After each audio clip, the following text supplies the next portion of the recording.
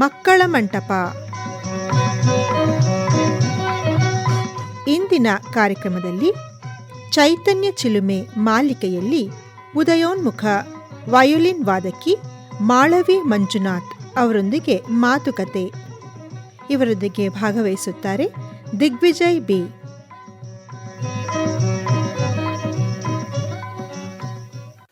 ಕೇಳುಗರು ನಮಸ್ಕಾರ. ಇಂದಿನ ಮಕ್ಕಳ ಮಂಟಪ ಕಾರ್ಯಕ್ರಮಕ್ಕೆ ತಮ್ಮೆಲ್ಲರಿಗೂ ಆತ್ಮೀಯವಾದಂಥ ಸ್ವಾಗತ. ಇಂದಿನ ಈ ಕಾರ್ಯಕ್ರಮದಲ್ಲಿ ನನ್ನ ಜೊತೆ ಚೈತನ್ಯ ಚಿಲುಮೆಯಲ್ಲಿ ಭಾಗವಹಿಸ್ತಾ ಇದ್ದಾರೆ ವಯಲಿನ್ ಪ್ರತಿಭೆ ಮಾಳವಿ ಮಂಜುನಾಥ್. ಮಾಳವಿ ಮಂಜುನಾಥ್ನ ಕಾರ್ಯಕ್ರಮಕ್ಕೆ ಸ್ವಾಗತ ಕೋರ್ತಾ ಕಾರ್ಯಕ್ರಮವನ್ನು ಆರಂಭ ಮಾಡ್ತೀನಿ. ಮಾಳವಿ ಮಂಜುನಾಥ್, ನಮಸ್ಕಾರ, ಕಾರ್ಯಕ್ರಮಕ್ಕೆ ಸ್ವಾಗತ. ನಮಸ್ಕಾರ ಎಲ್ರಿಗೂ. ಮಾಳವಿ, ಏನು ಓದ್ತಾ ಇರೋದು? ನಾನಿವಾಗ 10th ಸ್ಟ್ಯಾಂಡರ್ಡ್. ಓಕೆ, ಯಾವ ಶಾಲೆ? ವಿಜಯ ವಿಠಲ ಶಾಲೆ. ಮನೆ ರಾಮಕೃಷ್ಣ ನಗರ. ಓಕೆ. ಮಾಳವಿ ಮಂಜುನಾಥ್ ಯಾರು ಅಂತ ಹೇಳಿ ಒಂದು ಕಿರು ಪರಿಚಯ ಅಂತ ಮಾಡಿಕೊಡ್ಬೇಕು ನಾವು. ಮಾಳವಿ ಮಂಜುನಾಥ್ ಡಾಕ್ಟರ್ ಮೈಸೂರು ಮಂಜುನಾಥ್ ಅವರ ಮಗಳು. ವಯಲಿನಿಸ್ಟ್ ಬ್ರದರ್ ಅಂತಲೇ ಹೆಸರುವಾಸಿಯಾದಂಥವರು. ಬಹಳ ದೊಡ್ಡ ಪರಂಪರೆ ಇದೆ ವಯಲಿನಲ್ಲಿ. ಹೌದು. ಅಣ್ಣನೂ ಕೂಡ ವಯಲಿನ್ ನುಡಿಸ್ತಾರೆ. ಅಣ್ಣನ ಹೆಸರು ಸುಮಂತ್ ಮಂಜುನಾಥ್. ಓಕೆ. ಈಗ ಇಡೀ ಕುಟುಂಬನೇ ಕೂಡ ವಯಲಿನಲ್ಲಿ ಮುಳುಗಿದಿರಿ. ಹೌದು. ನಿನಗೂ ಅದಕ್ಕೆ ಆಸಕ್ತಿ ಬಂದಿದ್ದ ಹೇಗೆ? ಹೌದು, ಸಣ್ಣ ವಯಸ್ಸಿಂದ ಮನೇಲಿ ಸಂಗೀತದ ವಾತಾವರಣ ಇತ್ತು. ನನಗೆ ಮೊದಲು ವಯಲಿನ್ ಬೇಡ, ವೋಕಲಿಸ್ಟ್ ಇರಲಿ ಮನೇಲಿ ಅಂತ ಹೇಳಿದ್ರು. ಬಟ್ ಅದಾದಮೇಲೆ ವಯಲಿನ್ ಸುಮ್ಮನೆ ಕಲ್ಸಕ್ಕೆ ಸ್ಟಾರ್ಟ್ ಮಾಡಿದ್ರು. ಆಮೇಲೆ ನನ್ನ ಆಸಕ್ತಿ ಪೂರ್ತಿ ವಯಲಿನ್ ಕಡೆಗೆ ವಾಲ್ತು. ಅದಕ್ಕೆ ನಾನು ಇವಾಗ ವಯಲಿನಿಸ್ಟ್. ಎಷ್ಟು ವರ್ಷದಿಂದ ನುಡಿಸ್ತಾ ಇರೋದು ಮಾಳವಿ? ನಾನು ಕಳೆದ 6 ವರ್ಷದಿಂದ ನುಡಿಸ್ತಿದ್ದೀನಿ. ಓಕೆ. ಮುಂಚೆ? ಅದಕ್ಕೆ ಮುಂಚೆ ವೋಕಲ್ ಕಲಿತಿದ್ದೆ. ಓಕೆ. ಹಾಗಾದ್ರೆ ವೋಕಲ್ ಕಲ್ತಿದ್ದೀರಿ? ಚೂರ್ ಕಲಿತೆ. ಅದಾದ್ಮೇಲೆ ಇವಾಗ ಇಂಟ್ರೆಸ್ಟ್ ಬರಲಿಲ್ಲ ವೋಕಲ್ ಬಗ್ಗೆ? ವೋಕಲ್ ಕಲ್ತ್ರೆ ಒಂಥರ ಅದು ಬೇಸಿಕ್. ಸೊ ವಯಲಿನ್ಗೆ ಹೆಲ್ಪ್ ಆಯಿತು. ಅದಾದಮೇಲೆ ವಯಲಿನ್ ಟೈಮ್ ಕೊಡೋಕ್ಕೆ ಸ್ಟಾರ್ಟ್ ಮಾಡಿದ್ಮೇಲೆ ವೋಕಲ್ಗೆ ಟೈಮ್ ಇರಲಿಲ್ಲ. ಸ್ಟಡೀಸ್, ವಯಲಿನ್, ಅದಕ್ಕೆ ಟೈಮ್ ಆಯಿತು. So okay. ಈಗ ಓದ್ತಾ ಏನಾಗುತ್ತೆ ಅಂತ ಹೇಳಿದ್ರೆ ಹೆಚ್ಚು ಜನಕ್ಕೆ ಆಸಕ್ತಿ ಓದ್ರಲ್ಲಿ ಬರುತ್ತೆ. ಇನ್ನು ಕೆಲವರಿಗೆ ಮ್ಯೂಸಿಕಲ್ಲೇ ಹೆಚ್ಚು ಆಸಕ್ತಿ ಬಂದ್ಬಿಡುತ್ತೆ. ಈಗ ಮನೇಲಿ ಕೂಡ ಇಂಥ ದೊಡ್ಡ ಒಂದು ವಾತಾವರಣ, ಮ್ಯೂಸಿಕಲ್ಲೇ ವಾತಾವರಣ ಇದ್ದಾಗ ಎರಡನ್ನೂ ಕಾನ್ಸಂಟ್ರೇಟ್ ಮಾಡೋ ಸ್ವಲ್ಪ ಕಷ್ಟ ಆಗುತ್ತೆ ಅಲ್ವಾ? ಯಾಕೆ ಅಂತಂದರೆ ಈಗ ನೀನು 10th ಅಂತ ಹೇಳಿದೆ, ಈಗ ಬೋರ್ಡ್ ಎಕ್ಸಾಮ್ಸ್ ಇರುತ್ತೆ, ಕಾನ್ಸಂಟ್ರೇಷನ್ ಅದಕ್ಕೂ ಮಾಡಬೇಕು. ಹಾಗೆ ನಿನ್ನ ಪ್ರಾಕ್ಟೀಸು ಬಿಡಂಗಿಲ್ಲ, ಹೌದಾ? ಪ್ರಾಕ್ಟೀಸ್ ಮಾಡಲೇಬೇಕು. ಒಂದಿನೂ ಬಿಡದೆ ಮಾಡಬೇಕು. ಅದು ದಿನಕ್ಕೆ 4 hours ಮಾಡಲೇಬೇಕು. ದಿನಕ್ಕೆ 4 ಗಂಟೆ. ಓಕೆ. ಹೇಗೆ ಟೈಮ್ ಮ್ಯಾನೇಜ್ ಮಾಡ್ಕೋತೀಯ 4 ಗಂಟೆ? ಟ್ಯೂಷನ್ಸ್ಗೆ ಹೋಗಲ್ಲ ನಾನು, ಮನೆಯಲ್ಲೇ ಓದ್ಕೋತೀನಿ. ಸೊ ಸ್ಕೂಲಲ್ಲಿ ಏನು ಮಾಡ್ತಾರೆ ಅಲ್ಲೇ ಕಾನ್ಸಂಟ್ರೇಷನ್ ಇಟ್ಟು ಕಲ್ತ್ಬಿಡ್ತೀನಿ. ಸೊ ಮನೆಗೆ ಬಂದಮೇಲೆ ಎಷ್ಟು ಟೈಮ್ ಇರುತ್ತೆ ಅಷ್ಟು ವಯಲಿನ್ ನುಡ್ಸೋದ್ರಲ್ಲೇ ಕಳಿತೀನಿ. ಹಾಗೆ ನಮ್ಮಪ್ಪ ಊರಲ್ಲಿ ಇಲ್ಲದೆ ಇದ್ದಾಗೆಲ್ಲ ನಮ್ಮಮ್ಮ ಪೂರ್ತಿ ಸಪೋರ್ಟಿವ್ ಆಗಿ ನಿಂತು. ಅಮ್ಮನೂ ಕೂಡ ವಯಲಿನಿಸ್ಟ? ಅಮ್ಮ ವಯಲಿನಿಸ್ಟ್ ಅಲ್ಲ, ಬಟ್ ನಮಗೆಲ್ಲ ಪೂರ್ತಿ ಅವರೇ ಬ್ಯಾಕ್ ಬೋನು. 3 ಜನನ್ನ ನೋಡಿಕೊಂಡು ಅವ್ರದ್ದೆಲ್ಲ ಮ್ಯಾನೇಜ್ ಮಾಡಿ. So back bone of the house. ಅಮ್ಮನ ಹೆಸರು ಹೇಳಿಲ್ಲ? ಸುಮಾ ಮಂಜುನಾಥ್. ಈಗ ಏನು ನುಡಿಸ್ಲಿಕ್ಕಿದೆಯಾ ಮೊದಲನೇದಾಗಿ ನಮ್ಮ ಕೇಳುಗರಿಗೆ ನೀನು? ನಾನು ನಾಟ ರಾಗದಲ್ಲಿ ಮಹಾಗಣಪತಿಂ, ಮುತ್ತುಸ್ವಾಮಿ ದೀಕ್ಷಿತ್ರವರ ರಚನೆ ನುಡಿಸ್ತಾ ಇದ್ದೀನಿ. ಓಕೆ.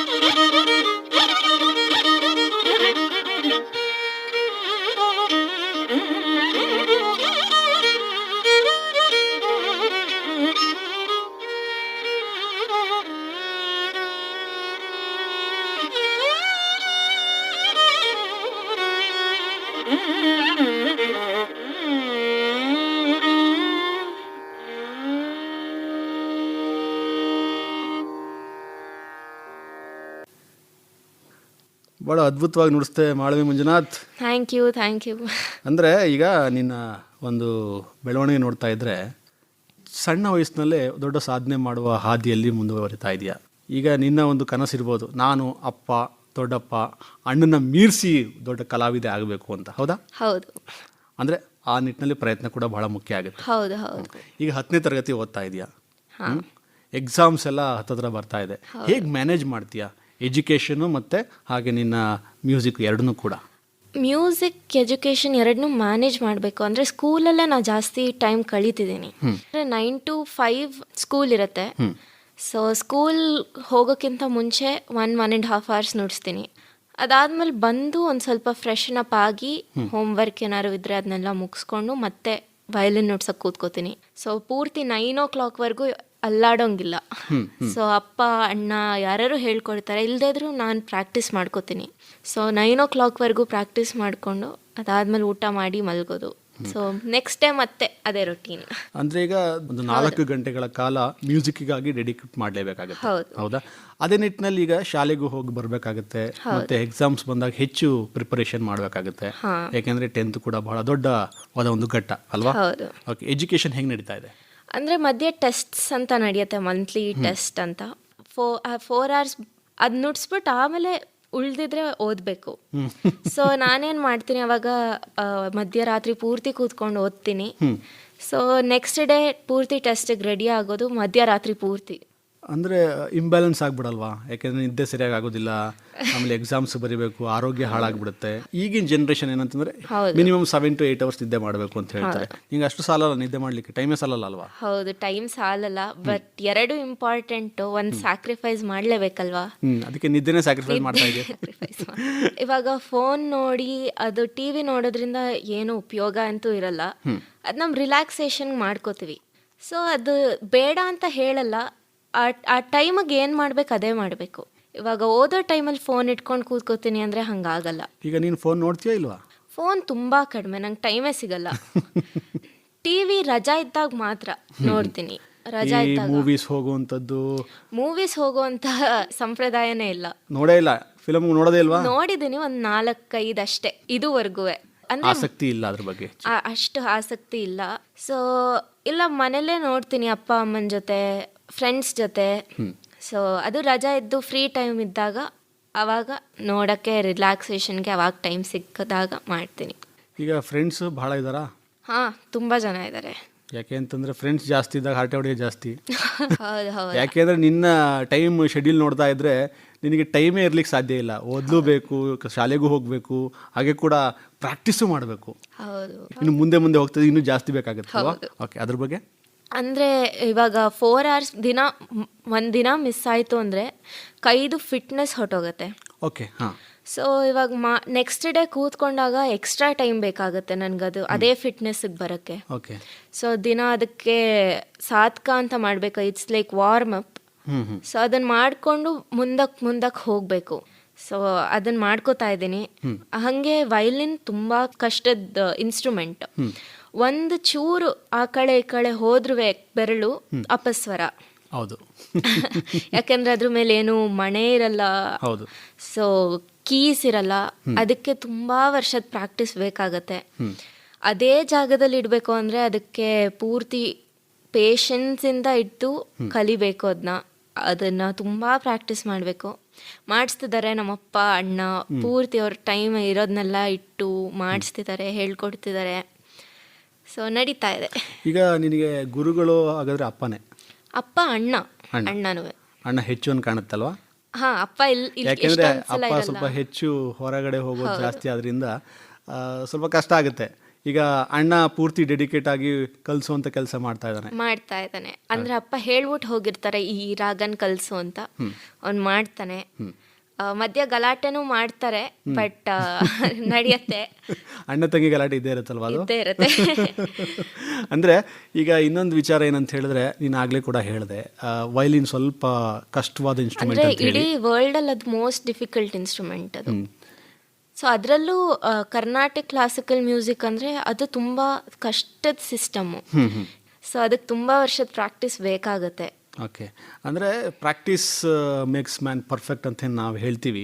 ಆ ನಿಟ್ಟಿನಲ್ಲಿ ಪ್ರಾಕ್ಟೀಸ್ ಮಾಡೋದು ಬಹಳ ಮುಖ್ಯ, ಅಂದರೆ ಯಾವುದ್ರಲ್ಲಾದರೂ ಕೂಡ. ಆದರೆ ಇದು ನನಗೆ ನೀನು ಹೇಳೋ ಪ್ರಕಾರ ಈಗ ವಯಲಿನ್ನು ಇನ್ನೂ ಸ್ವಲ್ಪ ಡಿಫಿಕಲ್ಟ್, ಯಾಕೆಂದರೆ ದಿನ ಪ್ರಾಕ್ಟೀಸ್ ಇರಬೇಕು. ಒಂದು ಸ್ವಲ್ಪ ಹೆಚ್ಚು ಕಮ್ಮಿ ಆದರೂ ಕೂಡ ಅದು ಅಪಸ್ವರ ಆಗಿಬಿಡುತ್ತೆ. ಅದನ್ನು ಪ್ರಾಕ್ಟೀಸ್ ಮಾಡೇ ಕೂಡ ನಾವು ಪರ್ಫೆಕ್ಟ್ ಆಗ್ಲಿಕ್ಕೆ ಸಾಧ್ಯ ಆಗುತ್ತೆ ಅಂತಲ್ವಾ? ಓಕೆ, ಈಗ ಅಪ್ಪ ಬಹಳಷ್ಟು ಕಡೆ ಕಚೇರಿಗಳಿಗೆ ಹೋಗ್ತಾ ಇರ್ತಾರೆ, ಅಣ್ಣನೂ ಕೂಡ ಹೋಗ್ತಾ ಇರ್ತಾನೆ. ನೀವು ಕೂಡ ಕಚೇರಿಗಳೆಲ್ಲ ಭಾಗವಹಿಸ್ತಾ ಇದ್ದೀರಾ ಹೇಗೆ? ಹಾಂ, ನಾನು ಇವಾಗ ರೀಸೆಂಟಾಗಿ ಯುರೋಪ್ಗೆ ಹೋಗಿ ಬಂದೆ. ಗುಡ್. ಯುರೋಪಲ್ಲಿ ನೆದರ್ಲ್ಯಾಂಡ್ಸ್, ಮತ್ತೆ ಸ್ವಿಟ್ಜರ್ಲ್ಯಾಂಡ್, ಜರ್ಮನಿ, ಪ್ಯಾರಿಸ್, ಆ ಕಡೆಯಲ್ಲಿ ಪೂರ್ತಿ 3-4 ಅಂದರೆ ಟೋಟಲ್ ಸೇರಿ ಒಂದು 8 ಕಡೆ ನುಡ್ಸ್ ಬಂದೆ. ಗುಡ್. ಹಾಗೆ ನನ್ನ ಫಸ್ಟ್ ಓವರ್ಸೀಸ್ ಕಾನ್ಸರ್ಟ್ ಶ್ರೀಲಂಕಾದಲ್ಲಿ ಆಯಿತು. ಇಂಡಿಯನ್ ಎಂಬಸಿ ಕರೆಸಿತ್ತು ಅಲ್ಲಿ ನನ್ನ. ಓಕೆ. ಸೊ ಅಲ್ಲಿ ಜಾಫ್ನಾ ಅಲ್ಲಿ ಹೋಗಿ ಬಂದೆ. ಹಾಗೆ ನೇಪಾಳ್ಗೆ ಹೋಗಿ ಬಂದೆ. ಪೋಖ್ರಾ ಯೂನಿವರ್ಸಿಟಿ ಅಲ್ಲೆಲ್ಲ ಮುಗಿಸ್ಕೊಂಡು ಬಂದೆ. ಓಕೆ, ಇದು ಇಂಟರ್ನ್ಯಾಷನಲ್ ವಿಚಾರ ಆಯಿತು. ನಮ್ಮಲ್ಲಿ ನಂದು ಫಸ್ಟ್ ಅರಂಗೇಟ್ರಂ ಅಂತ ಆಗಿದ್ದು ಯದುಗಿರಿ ಮಠದಲ್ಲಿ, ಬೆಂಗಳೂರಲ್ಲಿ. ಹಾಗೆ ಜೈಪುರಲ್ಲಿ ಒಂದು ಮಣಿಪಾಲ್ ಯೂನಿವರ್ಸಿಟಿ ಇದೆ, ಅಲ್ಲಿ ನುಡ್ಸ್ ಬಂದೆ ಅಪ್ಪನ ಜೊತೆ. ಸೊ ಅಪ್ಪ ಅಣ್ಣನ ಜೊತೆ ನುಡಿಸ್ತಾ ಇರ್ತೀನಿ. ಹಾಗೆ ಪದ್ಮಶ್ರೀ ಅವಾರ್ಡಿ ಯಲ್ಲಾ ವೆಂಕಟೇಶ್ವರ ರಾವ್ ಸರ್ ಅವ್ರ ಜೊತೆ ನುಡ್ಸೋಕೆ ಭಾಗ್ಯ ಸಿಕ್ತು. ಮತ್ತು ಎಷ್ಟೊಂದು ಜನ ತುಂಬ ದೊಡ್ಡ ಮೃದಂಗ ಆರ್ಟಿಸ್ಟ್ ಅವ್ರ ಜೊತೆ ಮತ್ತು ಅಕಂಪನಿಸ್ಟ್ಸ್ ಅವ್ರ ಜೊತೆ ನುಡ್ಸೋಕ್ಕೆ ನಂಗೆ ಭಾಗ್ಯ ಸಿಕ್ತು. ವಿದ್ವಾನ್ ಅರ್ಜುನ್ ಕುಮಾರ್ ಅಂಕಲ್ ಅವ್ರು ನಮ್ಮ ಫ್ಯಾಮಿಲಿ ಇದ್ದ ಹಾಗೇನೆ, ಅವರು ಮತ್ತು ವಾಳಪ್ಪಳ್ಳಿ ಅಣ್ಣ, ಹೀಗೆ ನಡೀತಾ ಇದೆ. ಬಹಳಷ್ಟು ಕಾನ್ಸರ್ಟ್ಗಳಲ್ಲಿ ಭಾಗವಹಿಸ್ತಿದ್ರಿ, ಇಂಡಿಯಾದಲ್ಲೂ ಕೂಡ ಹೊರದೇಶದಲ್ಲೂ ಕೂಡ. ಹೌದು. ಹೇಗೆ ಅನಿಸುತ್ತೆ? ಭಾಳ ಖುಷಿಯಾಗುತ್ತಾ? ಯಾಕೆ ಅಂತ ಹೇಳಿದ್ರೆ, ನಾವು ಯಾವುದೇ ಒಂದು ಕ್ಷೇತ್ರದಲ್ಲಿ ಒಂದು ಸಾಧನೆ ಮಾಡ್ತಾ ಇದ್ದಾಗ ನಮ್ಮನ್ನು ಗುರುತಿಸಿ ಕರೀತಾರಲ್ಲ. ಹೌದು. ಈಗ ಬೇರೆ ಕಡೆಯಿಂದ ಆಗ್ಬೋದು, ನಮ್ಮ ಕಡೆಯಿಂದ ಆಗ್ಬೋದು, ಕರೆಯುವಂಥದ್ದು ಭಾಳ ಖುಷಿ ಆಗುತ್ತೆ. ಮತ್ತು ಭಾಳಷ್ಟು 100 ಜನ 1000 ಜನ ಮುಂದೆ ನುಡಿಸುವಂಥದ್ದು ಎಲ್ರಿಗೂ ಆ ಸೌಭಾಗ್ಯ ಸಿಗೋದಿಲ್ಲ. ಹೌದು ಹೌದು. ನನ್ನ ಸ್ಕೂಲಲ್ಲೂ ಅದು ನಾನು ವಯಲಿನಿಸ್ಟ್ ಅಂತಾನೆ ರೆಕಗ್ನೈಸ್ ಆಗ್ತಿದ್ದೀನಿ. ಸೊ ನಮ್ಮ ಸ್ಕೂಲ್ ತುಂಬ ಸಪೋರ್ಟಿವ್ ಆಗಿದೆ. ಅದು ನಮ್ಮ ವಾಸುದೇವ್ ಭಟ್ ಸರ್ ಅವ್ರದ್ದೇ. ಸೊ ಪೂರ್ತಿ ನನಗದು ಪೂರ್ತಿ ರೆಕಗ್ನೈಸ್ ಮಾಡಿ ಅವ್ರು ನನಗೆ ಹೇಳ್ತಾರಲ್ಲ, ಇವಳು ನನ್ನ ಸ್ಕೂಲ್ ಪ್ರೈಡ್ ಅಂತ, ಅವಾಗ ಪೂರ್ತಿ ಹೆಮ್ಮೆ ಆಗುತ್ತೆ. ನಮ್ಮ ಸ್ನೇಹಿತರ ಮುಂದೆ ಒಂಥರ ಪ್ರೌಡ್ ಮೂಮೆಂಟ್ ನಮಗೆ. ಹೌದು. Celebrity feeling. ಓಕೆ, ಈಗ ಮುಂದಿನ ಕೃತಿ ಯಾವ್ದು ನುಡಿಸ್ಲಿಕ್ಕಿದೆಯಾ? ನಮ್ಮ ಕೇಳಿದರೆ ಕೇಳಿಸ್ತೀಯಾ? ಮುಂದಿನ ಕೃತಿ ಬಹುದಾರಿ ರಾಗದಲ್ಲಿ ಬ್ರೊವ ಬಾರಮ್ಮ ಅಂತ, ತ್ಯಾಗರಾಜರ ಕೃತಿ.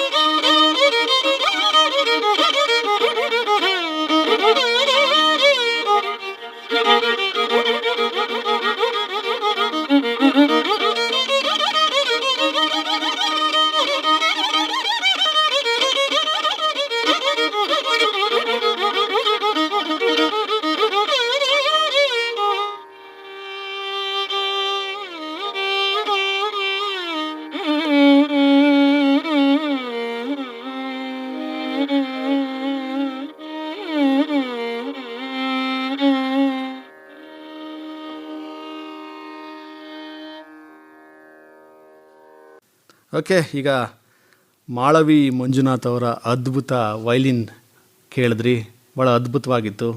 Thank you. ಅದೇ ರೀತಿ ಮುಂದುವರಿಸ್ತೀರಿ ಅಂತ ನಮ್ಮ ಭಾವನೆ. ಅಂದರೆ ಇನ್ನು ಸಣ್ಣ ವಯಸ್ಸು, 10ನೇ ತರಗತಿ ಇದ್ದೀರಿ ಅಲ್ವಾ? ಈಗ ಎಜುಕೇಷನ್ ಸಂಬಂಧಪಟ್ಟಂಗೆ ಮಾತಾಡಿದ್ರೆ ನಾವು ಏನಾಗುವ ಕನಸು, ಎಜುಕೇಷನ್ ಏನು ಮಾಡಬೇಕು? ಅಣ್ಣನ ರೀತಿಯಲ್ಲಿ ಮಾಸ್ಟರ್ಸ್ ಇನ್ ಮ್ಯೂಸಿಕ್ ಮಾಡಿ ಸುಮ್ಮನೆ ಆಗೋದಾ, ಇಲ್ಲ ಬೇರೆ ಏನಾದ್ರು ಓದಬೇಕಂತ ಕನಸಿದೆಯಾ? ಡಾಕ್ಟರ್ ಆಗಬೇಕು, ಇಂಜಿನಿಯರ್ ಆಗಬೇಕು ಅಂತ ಕನಸಿದೆ ಹೇಗೆ? ಅಂದರೆ ಇವಾಗ ಒಂದನ್ನು ಪಡಿಬೇಕು ಅಂದರೆ ಇನ್ನೊಂದನ್ನು ಸ್ಯಾಕ್ರಿಫೈಸ್ ಮಾಡಬೇಕು. ಅದೇ ಯಾವುದನ್ನು ಸ್ಯಾಕ್ರಿಫೈಸ್ ಮಾಡಬೇಕೀಗ? ಅಂದರೆ ಇವಾಗ ನಾನು ಸೈನ್ಸಲ್ಲೂ ತುಂಬ ಚೆನ್ನಾಗೇ ಇದ್ದೀನಿ, ಸೈನ್ಸಲ್ಲೂ ನನ್ನ ಇಂಟ್ರೆಸ್ಟ್ ಜಾಸ್ತಿನೇ ಇದೆ. ಬಟ್ ಎಷ್ಟೊಂದು ಜನ ಡಾಕ್ಟರ್ಸ್ ಇಂಜಿನಿಯರ್ಸೇ ಇರ್ತಾರೆ. ಹೌದು. ಆದರೆ ಈ ಮೈಸೂರಲ್ಲಿ ಡಾಕ್ಟರ್ಸ್ ಇಂಜಿನಿಯರ್ಸ್ ತುಂಬ ಇರ್ತಾರೆ, ಆದರೆ ವೈಲಿನಿಸ್ಟ್ ತುಂಬ ಕಡಿಮೆ ಇರ್ತಾರೆ. ಓಕೆ. ಸೊ ನಾನು ಯುನೀಕ್ ಆಗಿರಬೇಕು, ಹಾಗೆ ಇವಾಗಲೂ ಇಷ್ಟು ಚೆನ್ನಾಗಿ ನುಡಿಸ್ತಿದ್ದೀನಿ, ಅದನ್ನು ಬಿಟ್ಬಿಡೋಕ್ಕಾಗಲ್ಲ. ಸೊ ನಮ್ಮ ತಾತ ನನ್ನ 3ನೇ ತಲೆಮಾರು, ಸೊ ಅದನ್ನು ಹಾಗೆ ಬಿಟ್ಟರೆ ಸರಿ ಹೋಗಲ್ಲ. ನಮ್ಮ ತಾತನ ಫೇವ್ರೆಟ್ ಕಿಡ್ ನಾನು. ಓಕೆ. ಸೊ ಅವ್ರು ಯಾರೇ ಇದ್ರೂ ಅವ್ರ ಸಂಗೀತ ಕಲ್ತಿರ್ಬೇಕು, ಅವಾಗ ಮಾತ್ರ ಅವ್ರ ಕಣ್ಣಲ್ಲಿ ಅವ್ರ ಪ್ರೀತಿ. ಓಕೆ. ಅದಕ್ಕೆ ಮ್ಯೂಸಿಕಲ್ಲೇ ಹೋಗ್ತೀನಿ, ಮುಂದುವರಿತೀನಿ. ಅದೇ ಮ್ಯೂಸಿಕಲ್ಲೇ ಮುಂದುವರಿಬೇಕು ಅಂತ ಆಸೆ ಇದೆ. ಮ್ಯೂಸಿಕಲ್ಲೇ ಮುಂದುವರಿಬೇಕು. ಓಕೆ. ಎಜುಕೇಶನ್ ಒಂದು ಹಂತದಲ್ಲಿ ಇಟ್ಕೊಂಡು ಮುಂದಕ್ಕೆ ನಾವು ಈ ಮ್ಯೂಸಿಕನ್ನೇ ಕಂಟಿನ್ಯೂ ಮಾಡಬೇಕು ಅಂತ ಕನಸಿದೆ. ಹೌದು. ಈಗಾಗಲೇ ಕೂಡ ಕನಸು ಕಂಡುಬಿಟ್ಟಿದ್ರೆ ಮ್ಯೂಸಿಕಲ್ಲಿ ಇರಬೇಕು ಅಂತ ಹೇಳಿ. ಹೌದು ಅಲ್ವಾ? ಓಕೆ. ಈಗ ಅಪ್ಪ ಇದ್ದಾರೆ, ದೊಡ್ಡಪ್ಪ ಇದ್ದಾರೆ, ಅಣ್ಣ ಇದ್ದಾರೆ ಅಲ್ವಾ? ಅವ್ರನ್ನ ಬಿಟ್ಟು ಯುನೀಕ್ ಆಗಿ ಏನಂತ ಮಾಡಬೇಕು ಅಂತ ಕನಸು ಕಾಣ್ತಿದ್ದೀರಿ? ಯಾಕೆ ಅಂತ ಹೇಳಿದ್ರೆ ನೀವು ಆಗಲೇ ಕೂಡ ಹೇಳಿದ್ರಿ ವಯಲಿನಿಸ್ಟ್ ನಮ್ಮ ಮೈಸೂರಿನಲ್ಲಿ ತುಂಬ ಕಡಿಮೆ ಅಂತ ಹೇಳಿ. ಹೌದು. ಅಂದ್ರೆ ಪಾಪ್ಯುಲರ್ ಇನ್ನೂ ಕಡಿಮೆ. ಇನ್ನು ಪಾಪ್ಯುಲರ್ ಎಲ್ಲ ನಿಮ್ಮನೇಲೇ ಇದ್ದಾರೆ. ಇನ್ನು ನಿಮ್ಮಲ್ಲೇ ಇರೋದ್ರಿಂದ ನೀವು ಇನ್ನೂ ಪಾಪ್ಯುಲರ್ ಆಗಬೇಕು ಅಂದರೆ ಇನ್ನು ಡಿಫ್ರೆಂಟ್ ಆಗಿ ಏನಾದ್ರು ಮಾಡಬೇಕಾಗತ್ತೆ. ಹೌದಾ? ಆ ನಿಟ್ಟಿನಲ್ಲಿ ನಿಮ್ಮ ಕನಸು ಏನು? ಅಂದರೆ ಅಪ್ಪಂದು ಮತ್ತು ದೊಡ್ಡಪ್ಪಂದು ಸ್ಟೈಲ್ಸ್ ತುಂಬ ಬೇರೆ ಬೇರೆ. ಅದಕ್ಕೆ ಅವರಿಬ್ರದ್ದು ಸ್ಟೈಲ್ನ ಯಾವ್ದು ಬೆಸ್ಟ್ ಇದೆ ಅದನ್ನು ತಗೊಳಕ್ಕೆ ಟ್ರೈ ಮಾಡ್ತೀನಿ. ಅದನ್ನು ತಗೊಂಡು ನಾನು ಅಳವಡಿಸ್ಕೊಂಡು ನಾನು ಪ್ರಾಕ್ಟೀಸ್ ಮಾಡೋಕೆ ಈಗಾಗಲೇ ಅದನ್ನು ನಮ್ಮ ಅಣ್ಣ ಮಾಡ್ತಿದ್ದಾನೆ, ಅವನು ಹೇಳ್ಕೊಡ್ತಿದ್ದಾನೆ. ಬಟ್ ನನ್ನದೇ ಒಂದು ಓನ್ ಸ್ಟೈಲ್ ಕಂಡು ಹಿಡಿಬೇಕು, ನಂದು ಇದನ್ನು ಮುಂದುವರಿಸ್ಕೊಂಡು ಹೋಗಬೇಕು ಅಂತ. ಅಂದರೆ ಈಗ ಮ್ಯೂಸಿಕ್ ಅಂತಂದಾಗ ನೀವೆಲ್ಲ ಯಂಗ್ ಜನ್ರೇಷನ್ ಏನು ಬರ್ತಾ ಇದ್ದೀರಿ, ವೆಸ್ಟ್ರನ್ನು ಕೂಡ ನಾವು ಬಳಸ್ಕೊಂಡು ಹೊಸ ಥರದಲ್ಲಿ ಏನಾದರೂ ಮಾಡುವಂಥದ್ದು ಆ ಥರದಲ್ಲಿ. ಯಾಕೆ ಅಂತ ಹೇಳಿದ್ರೆ ಕರ್ನಾಟಿಕ್ ಸ್ಟೈಲು ಮತ್ತು ಹಿಂದೂಸ್ತಾನಿ ಸ್ಟೈಲ್ ನಮ್ಮ ಇಂಡಿಯಾದೇನಿದ್ದಾವೆ ಅದು ಹೊರಗಡೆ ಹೋದಾಗ ಈಗ ಬಹಳಷ್ಟು ಜನ ವೋಕಲಲ್ಲಾಗ್ಬೋದು ಇಲ್ಲ ಇನ್ಸ್ಟ್ರೂಮೆಂಟ್ಗಳಲ್ಲಾಗ್ಬೋದು ವೆಸ್ಟರ್ನ್ ಸ್ಟೈಲನ್ನು ಬಳಸಿ ನಾವು ಅಲ್ಲಿಗೆ ಹೋದಾಗ ಒಂಥರ ಯುನೀಕ್ ಆಗೇನೋ ಕೊಡುವಂಥ ಕೆಲಸಗಳಾಗ್ತಾ ಇರ್ತವೆ.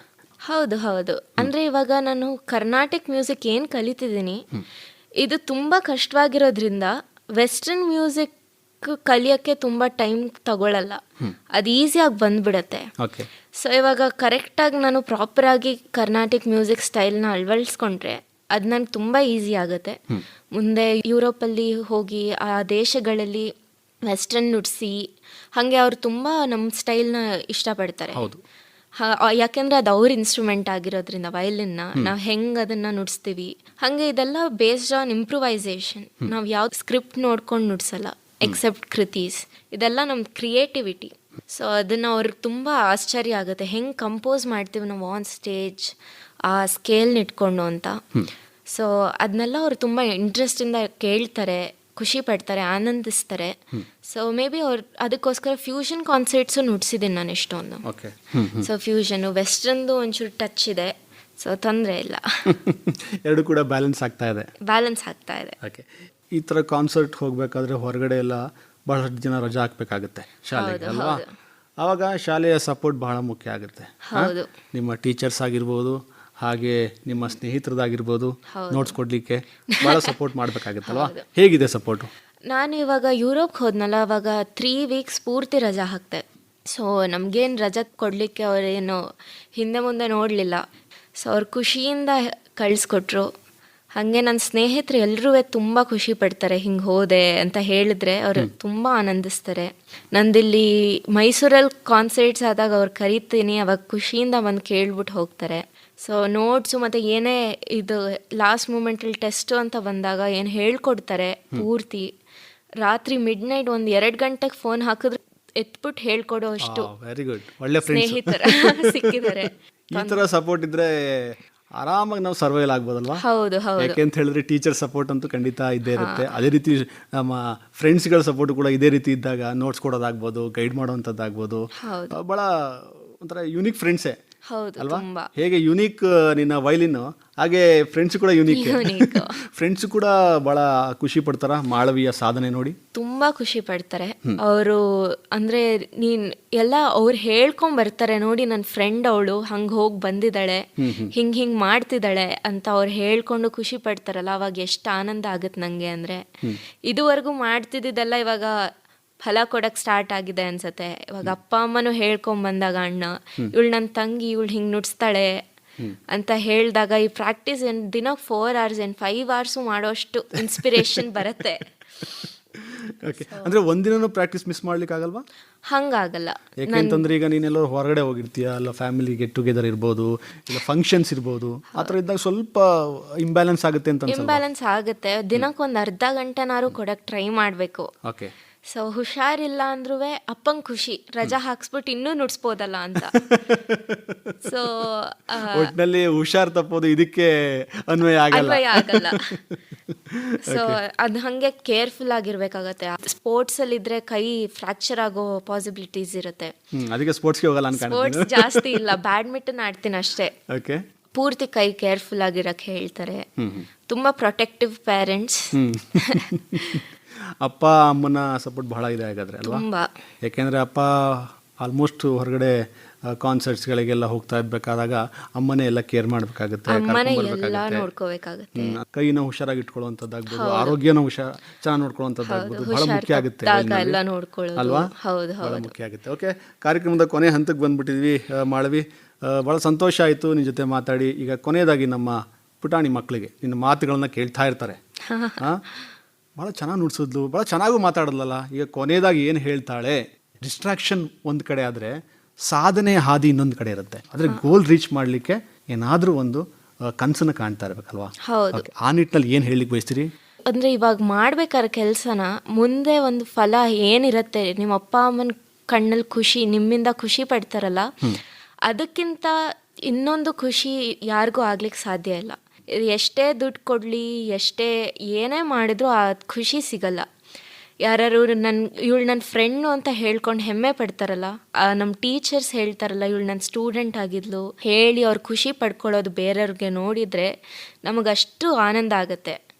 ಅದನ್ನೇ ಒಂದು ಕಣ್ಣಲ್ಲಿ ಇಟ್ಕೊಂಡು ಮಾಡಬೇಕು. ಹಾಗೆ ಅದು ನಮ್ಗೆ ಮಾಡಿದ್ದು ಸಕ್ಸಸ್ ಆಗಲಿಲ್ಲ ಅಂದರೆ ಅದರಷ್ಟು ರಿಗ್ರೆಟ್ ಯಾವತ್ತೂ ಆಗಲ್ಲ. ಯಾಕೆಂದರೆ ಕೈಯಲ್ಲೇ ಎಲ್ಲ ಇದ್ದುವೆ ನಾನು ಏನು ಸಾಧಿಸೋಕ್ಕಾಗಲಿಲ್ಲ ಅಂತ ಬರುತ್ತೆ.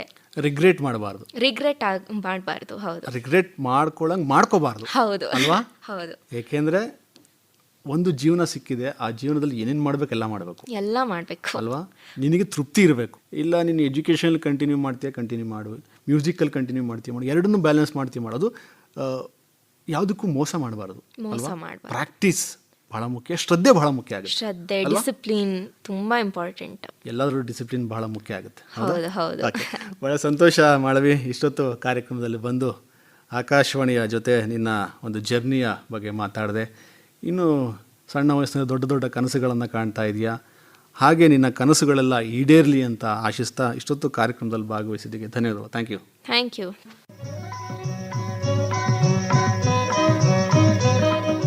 ಇದುವರೆಗೆ ಚೈತನ್ಯ ಚಿಲುಮೆ ಮಾಲಿಕೆಯಲ್ಲಿ ಉದಯೋನ್ಮುಖ ವಯಲಿನ್ ವಾದಕಿ ಮಾಳವಿ ಮಂಜುನಾಥ್ ಅವರೊಂದಿಗೆ ಮಾತುಕತೆಯನ್ನು ಆಲಿಸಿದಿರಿ. ಇವರೊಂದಿಗೆ ಭಾಗವಹಿಸಿದವರು ದಿಗ್ವಿಜಯ್ ಬಿ.